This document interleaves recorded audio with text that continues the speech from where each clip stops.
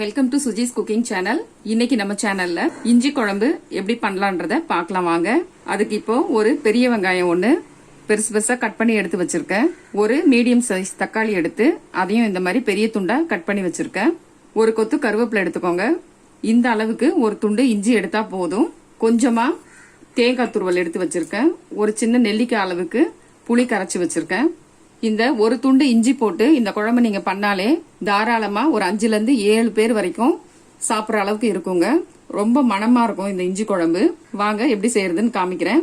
இந்த இஞ்சிய சின்ன சின்ன துண்டுங்களா கட் பண்ணிக்கலாம்.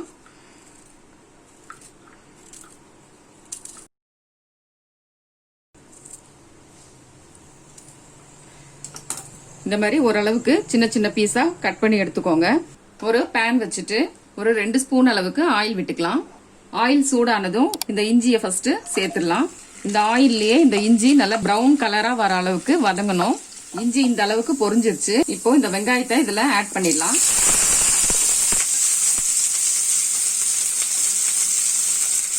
வெங்காயம் லைட்டா வதங்கினதும் தக்காளியும் அதுல ஆட் பண்ணிடலாம். கூடவே கருவேப்பிலையும் ஆட் பண்ணிடலாம். ஆட் பண்ணிட்டு குழம்புக்கு தேவையான உப்பு சேர்த்துடலாம். இந்த அளவுக்கு வதங்கினதும் துருவி வச்சிருக்க தேங்காவை இதுல ஆட் பண்ணிடலாம்.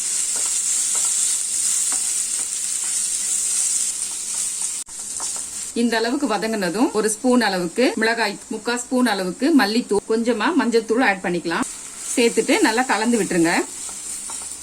ஒரு 2 மினிட்ஸ் இந்த ஆயிலே நல்லா மசாலா எல்லாம் நல்லா வதங்கி வரணும். இந்த அளவுக்கு வதங்கினதும் ஸ்டவ் ஆஃப் பண்ணிடுங்க. இதை நல்லா ஆற விட்டுட்டு நல்லா நைஸா அரைச்சு எடுத்துட்டு வந்துடலாம். அதே பேன்ல ஒரு ஸ்பூன் அளவுக்கு ஆயில் விட்டுடலாம். ஆயில் நல்லா சூடானதும் கொஞ்சமா கடுகு சேர்த்துக்கலாம். கடுகு வெடிச்சதும் ஒரு கொத்து கருவேப்பிலை சேர்த்துடலாம். பேஸ்ட் பண்ணி வச்சிருக்க மசாலாவை இதுல ஆட் பண்ணிடலாம்.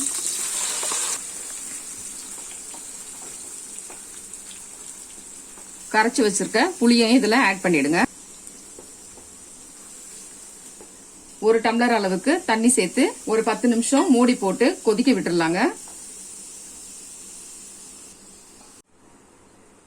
10 மினிட்ஸ் ஆயிடுச்சு. இந்த மாதிரி எண்ணெய் எல்லாம் மேல தெளிஞ்சு வந்திருக்கு பாருங்க. இப்போ குழம்பு ரெடி ஆயிடுச்சுங்க. ஓரளவுக்கு தண்ணி எல்லாமே வத்திட்டு நல்லா திக்னஸ் கிடைச்சிருக்கு பாருங்க. குழம்பு எந்த அளவுக்கு திக்கா இருக்கு. ஒரு துண்டு இஞ்சி தான் எடுத்து இந்த குழம்பு பண்ணிருக்காங்க. ரொம்பவே காரசாரமா இருக்கும் இந்த இஞ்சி குழம்பு. நீங்களும் உங்க வீட்டுல இந்த மாதிரி ட்ரை பண்ணி பார்த்துட்டு உங்களுடைய கமெண்ட்ஸ் எனக்கு சொல்லுங்க. மறக்காம என்னுடைய சேனலை சப்ஸ்கிரைப் பண்ணிடுங்க. Okay, bye friends.